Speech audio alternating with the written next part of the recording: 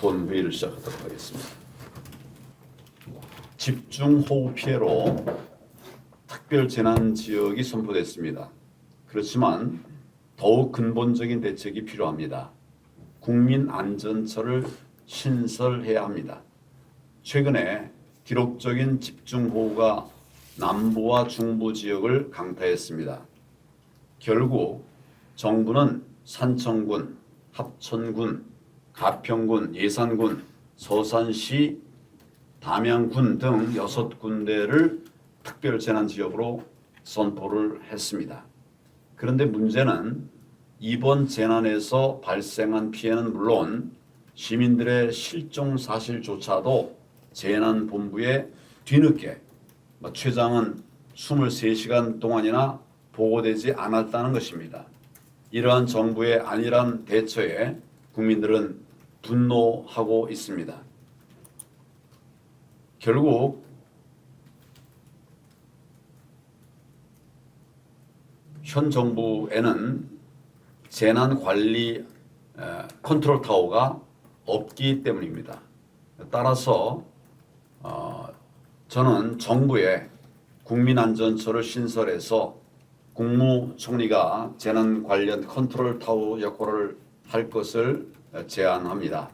왜냐하면 산불, 홍수, 코로나, 메르스 등 국가적 재난 상황에서는 정부 각 부처의 칸막이로 인해서 재난 대응의 효율성이 떨어졌던 사례가 너무 많기 때문입니다.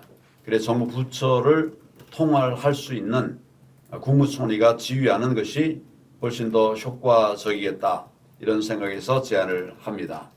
내일 우리 자유혁신당에서는 당진으로 수해 복구를 돕기 위해서 봉사활동을 하러 갑니다. 그곳에서 수해를 당하신 주민들을 돕고 또 그들의 마음도 잘 위로해 드리도록 그렇게 하겠습니다. 둘째, 이재명 정부가 민주주의를 말살시키고 있습니다. 지난 22일 민주당 소속 이춘석 국회 법사위원장은 최근 특검이 발부한 구속영장 압수수색 영장을 법원에서 기각하는 결정이 계속 나오고 있다. 특검도 있는데 특별판사는 못 만들 게 뭐냐? 이렇게 못 만들 것 같냐? 이렇게 말을 했습니다. 법원 행정처장에게 경고했다고도 말했습니다. 그러나 이것은 경고가 아니라 협박이죠. 민주당의 입맛대로 판결을 내리기 위해서 특별판사 제도를 만들겠다는 그런 저의를 드러낸 것입니다. 이는 권력자가 사법부를 자기 입맛에 맞게 바꾸고 결국은 삼권 분립을 무너뜨리겠다는 그런 의도입니다. 지금 이재명 정권은 법치를 무너뜨리고 있습니다. 민주주의를 무너뜨리고 있습니다. 독재 체제로 가고 있습니다. 이를 막기 위해서 우리는 끝까지 정말 강력하게 싸워야 합니다. 셋째, 최근 음모론 프레임이 부쩍 늘어나고 있습니다. 최근 레거시 언론들은 부정선거 얘기만 나오면 무조건 음모론이란 단어를 덧붙여 공격을 하고 있습니다. 부정선거 음모론이라고 하는 프레임을 또다시 작동시키고 있는 것이죠. 이는 더불어민주당, 국민의힘도 마찬가지입니다. 그렇다면 부정선거를 이야기하고 있는 트럼프 대통령도 음모론자는 말입니까? 그래서 오히려 우리 자유와 혁신이야말로 대한민국을 새롭게 세울 유일한 정당, 대체에 불과한 세력이라고 하는 것이 증명되고 있습니다. 부정선거와 관련된 수많은 증거를 보여줘도 무대뽀로 아니라고만 하는 그런 사람들은 난 놓고 기억자도 모른다는 우리의 속담을 반드시 기억해야 할 것입니다. 국민들은 부정선거라고 하는 것을 알고 직접 투표 현장에 나가서 증거들을 수집해 가지고 국민의힘 위원들에게 또 그 후보들에게 보여주기까지 했습니다. 그런데 아직도 부정선거를 음모론이라고 치부하는 국힘의 의원들은 과연 정치인으로서의 자격이 있는 것인가 국민들이 항의하고 있습니다. 지금 미국에서는 트럼프 대통령 뜻에 따라서 부정선거와 관련된 대대적인 수사를 진행하고 있습니다. 그런데도 우리 정치권은 눈 감고 귀 막고 있는 것입니다. 특히 국민의힘 당이 자유우파 정당이라면 더 이상 부정선거를 모른 척하면 안 됩니다. 우리 자유와 혁신은 대한민국의 정의를 반드시 세울 것입니다. 애국 시민이라면, 나라를 진정 사랑한다면 우리 자유와 혁신과 함께 해주시기를 바랍니다. 지금 대한민국은 체제 전쟁 중입니다. 그리고 이 전쟁은 총칼과 탱크로 치르는 전쟁이 아니라 반국가 세력들이 부정선거로 권력을 찬탈하려고 하는 전쟁입니다. 훔친 거대 의석 수로 무엇이든 밀어붙이는 그런 방법으로 진행되는 전쟁입니다. 우리 자유와 혁신은 이 체제 전쟁의 선봉에 서 있습니다. 우리는 강력하게 싸울 것입니다. 부정선거 세력, 반국가 세력을 척결해서 정의롭고 공정한 대한민국을 만드는 그날까지 끝까지 싸울 것입니다. 말씀하시죠. 대표님께서 오늘 말씀해 주신 중요한 내용 중에 저는 부정선거 음모론 프레임을 저희가 이겨내야 된다고 생각을 합니다.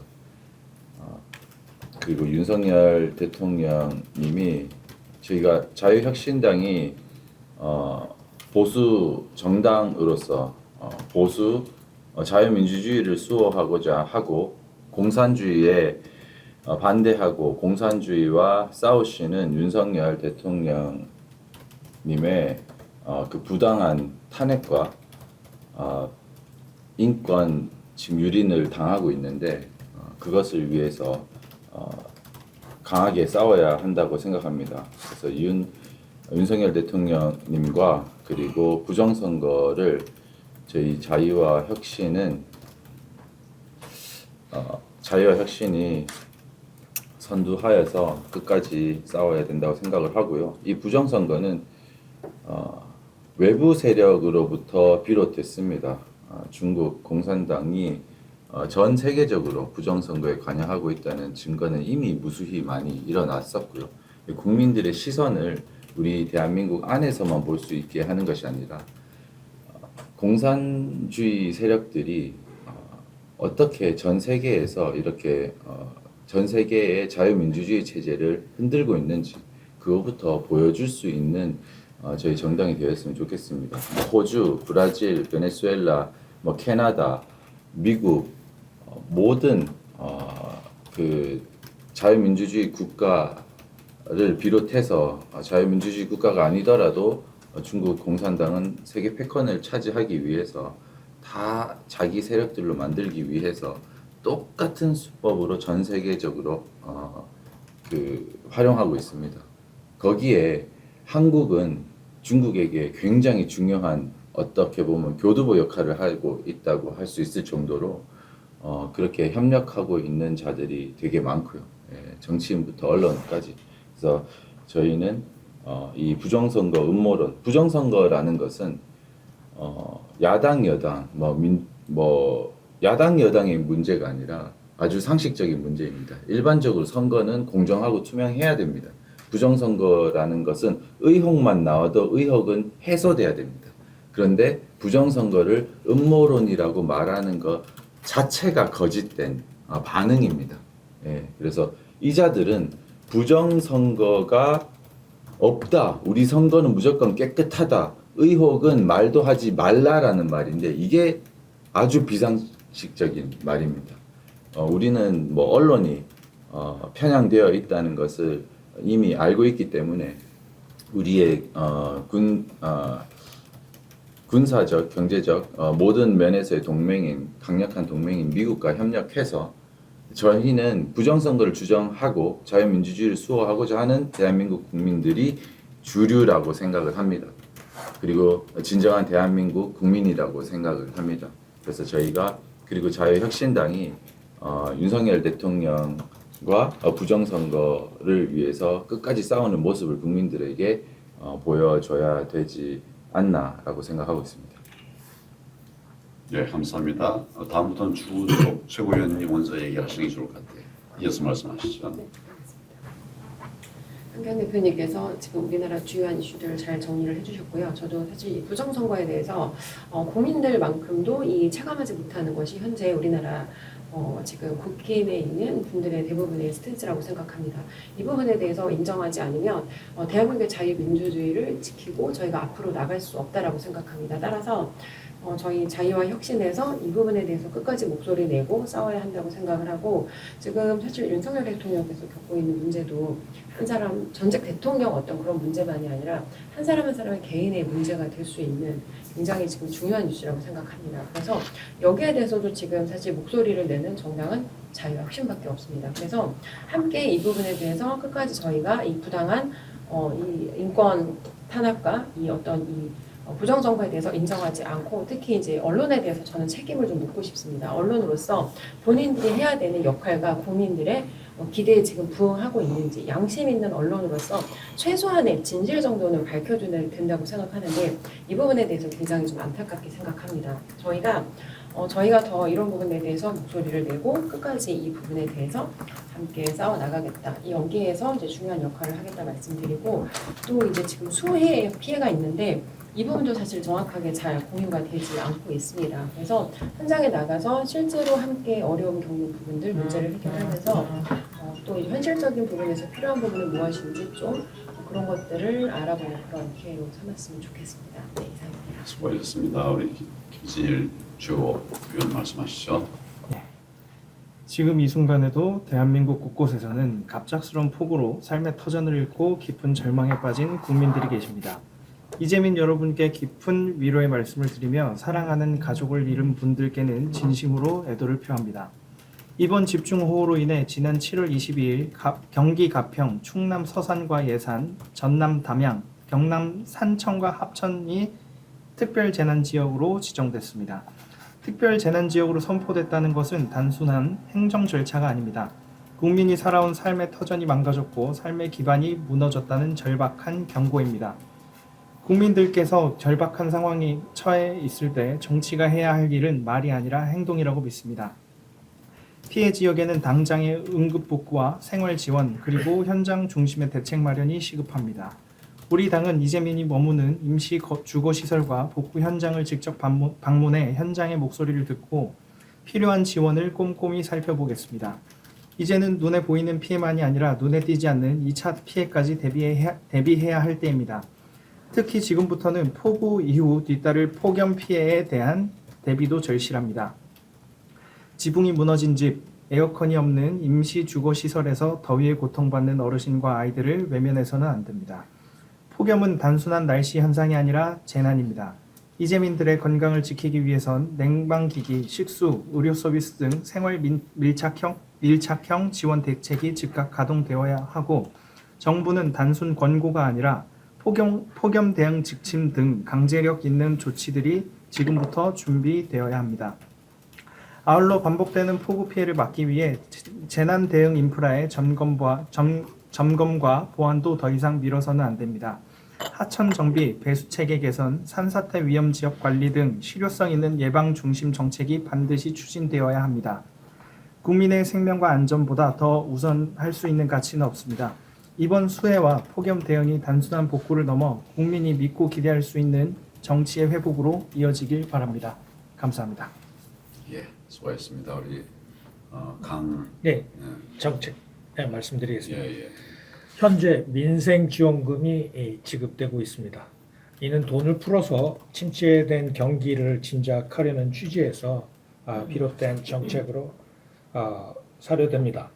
또한 정부는 최근 집값이 오름세를 보이는 상황에서 대출 규제를 통해 부동산을 옥죄는 대신에 증시를 부양해서 특히 30, 40대를 중심으로 부의 효과를 체감하도록 하고 소비를 늘리도록 유도한다는 취지에서 비롯된 정책으로 보입니다.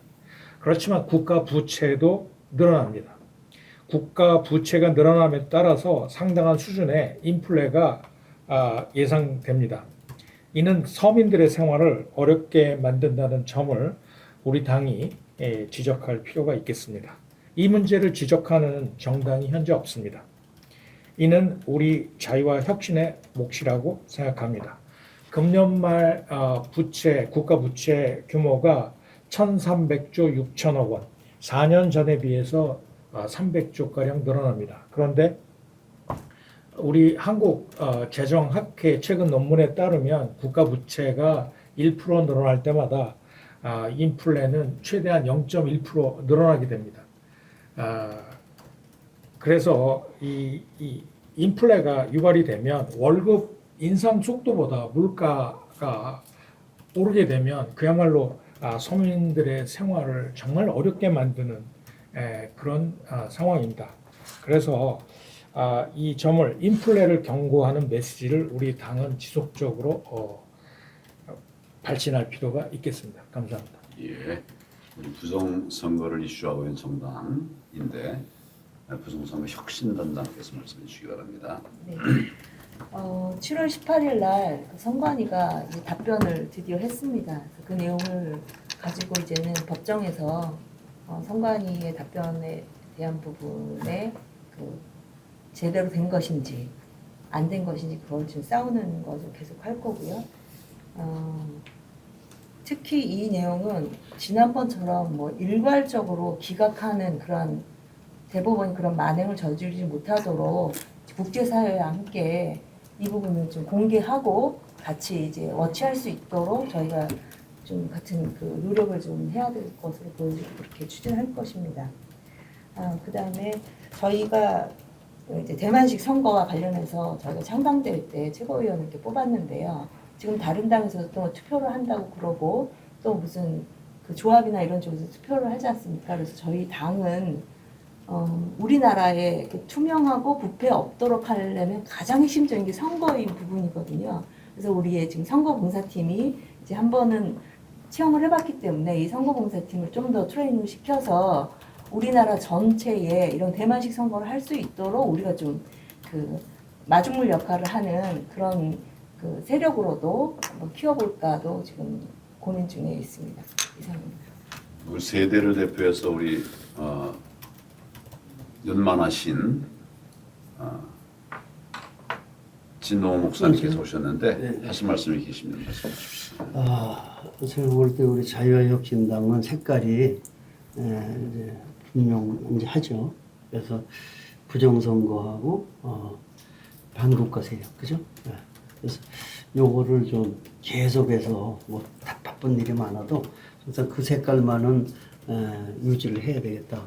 그리고 또 외부에도 좀 알려야 되고 사람들이 아직 좀 인식하지 못하는 분들이 좀 더 있거든요. 그래서 여기는 자유혁신당 하면 부정선거, 반국가 세력 한 정도로 좀 색깔을 좀 더 확실하게 했으면 좋겠고요.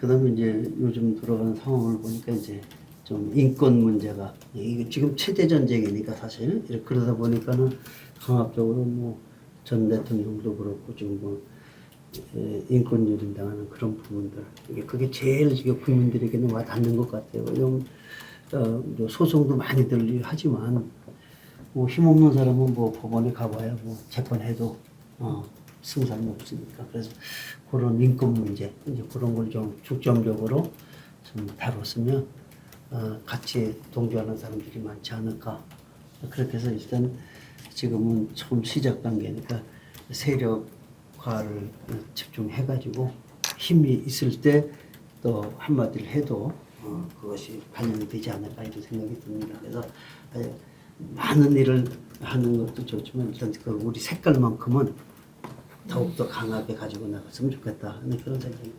예, 감사합니다.